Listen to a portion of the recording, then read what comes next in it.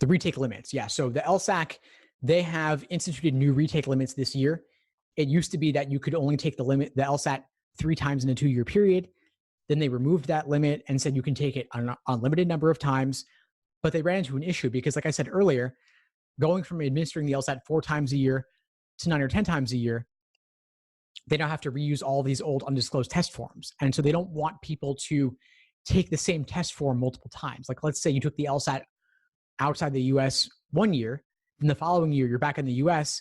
They don't want you seeing those exact same exams again. They want to minimize the number of times somebody could potentially see the same questions. And of course, that would unfairly inflate their scores. What they've done now is they've instituted new limits where you can only take the LSAT 3 times in one testing cycle, a testing cycle running from June to May, 5 times in a 5-year period, 7 times for life.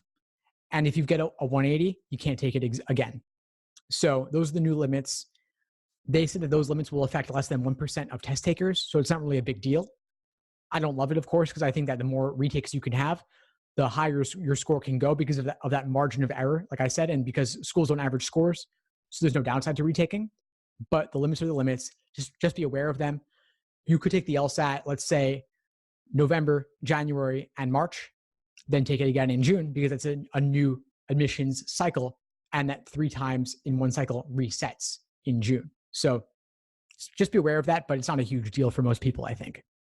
Thanks for tuning into the show. Please subscribe if you haven't done so already to be notified of new episodes as I release them, and feel free to reach out if you need anything at all as you move forward with your prep. I'm happy to help however I can. In the meantime, I'll wish you all the best and take care.